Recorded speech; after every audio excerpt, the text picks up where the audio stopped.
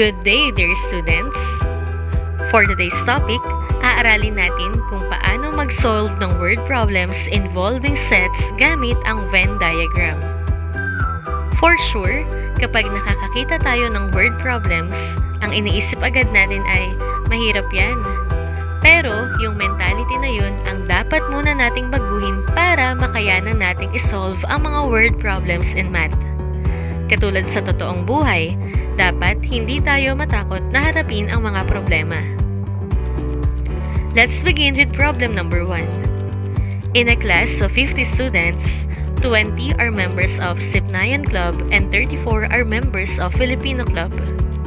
If 8 are in both clubs, how many students are in Sipnayan Club only, Filipino Club only, neither of the clubs, and either clubs?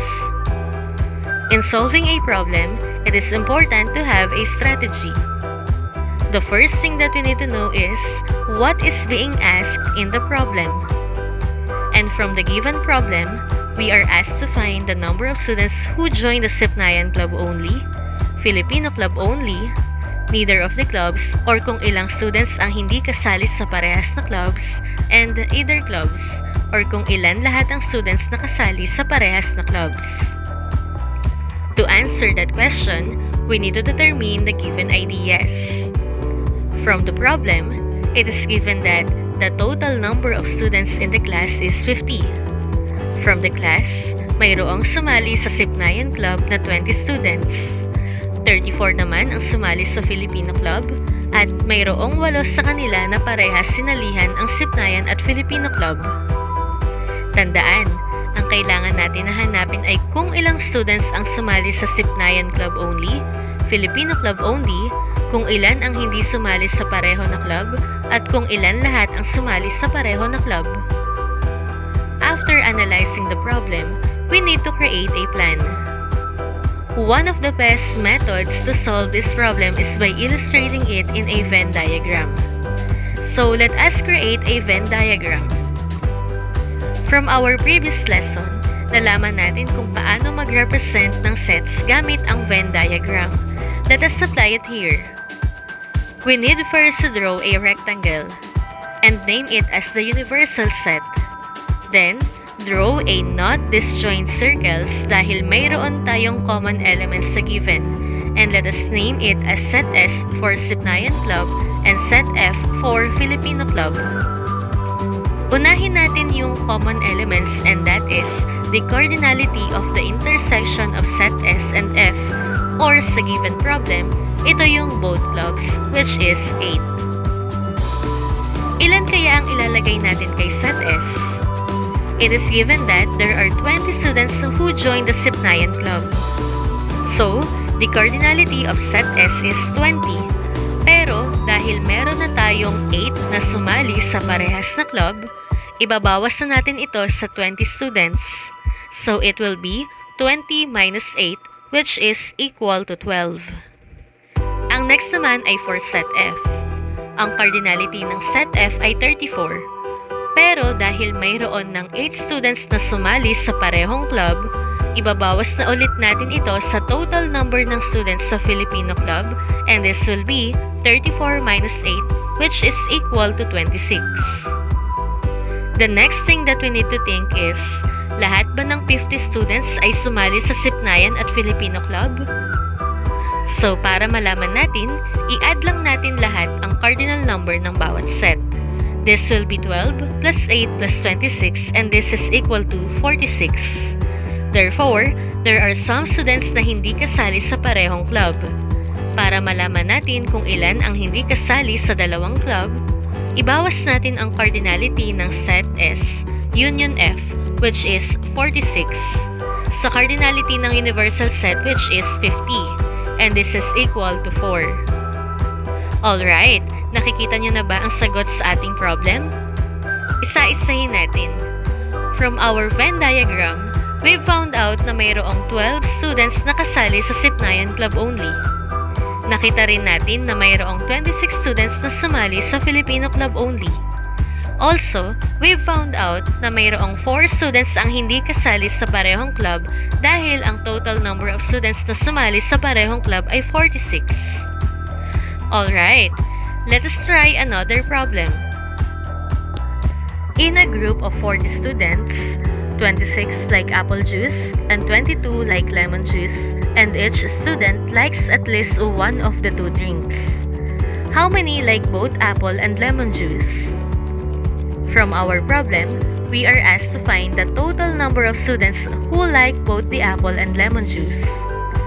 Let us analyze our problem through the given numbers. From the problem, mayroong 26 students na may gusto ng apple juice at ito ang cardinality ng set A. Also, mayroong 22 students na may gusto ng lemon juice at tawagin natin ito na cardinality of set L. And it is also given that the total number of students in the class is 40. Let us illustrate the given on a Venn diagram. Again, let A be the name of the first set and L for the other set that stands for apple and lemon respectively. On a Venn diagram, lagi tayong nag-uumpisa sa intersection ng given na sets. And since na ang hinahanap natin sa problem ay ang cardinality ng intersection ng set A and L, gumamit tayo ng variable na magre-represent ng unknown and let us use x. Again, let x be the cardinality of A intersection L. Since that the cardinality of A intersection L is x, we will use this to determine set A, which will be 26 minus x. Next is, we need to find set L. Again, dahil ang cardinality ng intersection ng A and L is x, gagamitin ulit natin ito para mag-represent ng set L, which will be 22 minus x. From the given, it is stated that lahat ng students ay may piniling at least one of the two drinks. Ibig sabihin, lahat sila ay may nagustuhan na isa o parehas sa dalawang juice. Therefore, dapat ang total number ng cardinality ng dalawang set ay dapat 40 dahil mayroong 40 students in the class on the given problem. So, we will equate the sum of the cardinality of two sets by 40.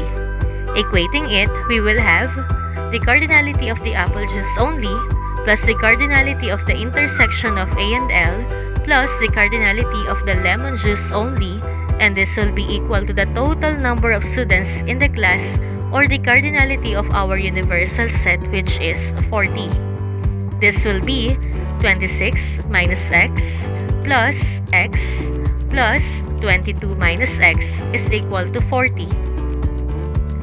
Solving this, simplify first the terms on the left side by combining similar terms. So we have 48 minus x equals 40. By addition property of equality, we can have 48 minus 40 equals x, and it will lead us to x equals 8. Since that the value of x is 8, this means that the cardinality of the intersection of A and L is 8. Using the value of x, we can now find the number of students who like apple juice only, which is 26 minus x will be 26 minus 8, and this is equal to 18. Using again the value of x, we can now find the number of students who like lemon juice only, which is 22 minus x will now be 22 minus 8, and this is equal to 14. Now, let us see if our answer makes sense at all.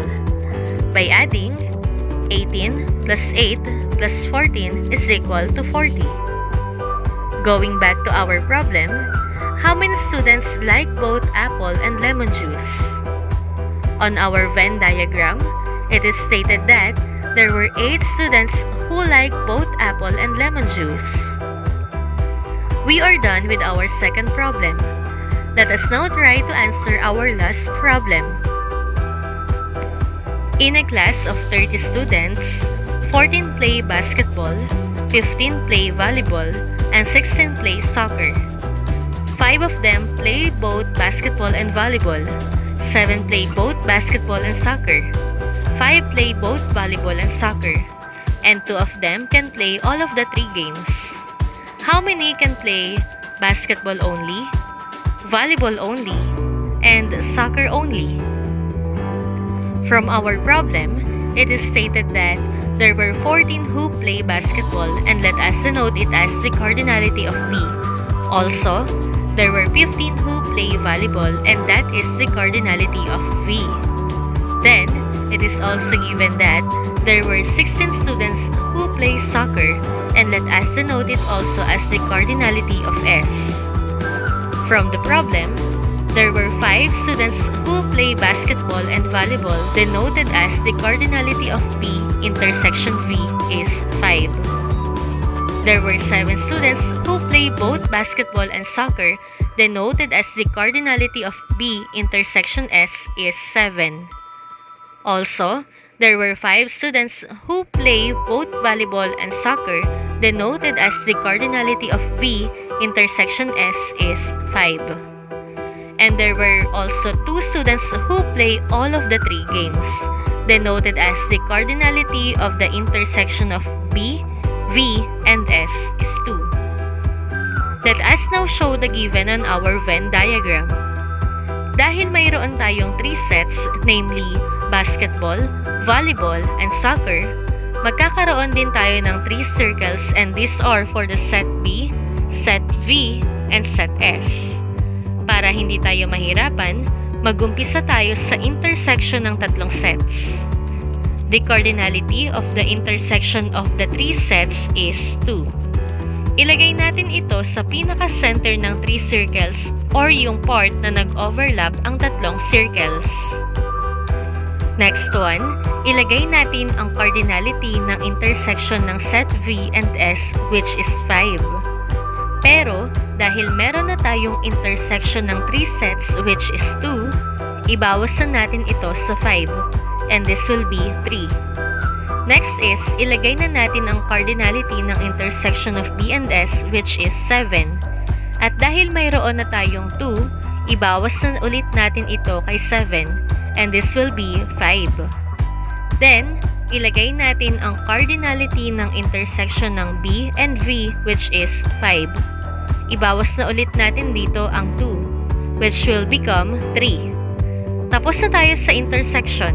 Ang sunod na gagawin ay i-represent ang cardinality ng bawat set. Unahin natin ang set B na ang cardinality ay 14. Dahil meron na tayong cardinality ng bawat section, ibawas na natin ito kay 14, which will be 14 minus 3 minus 5 minus 2 equals 4. Next is the cardinality of set V, which is 15.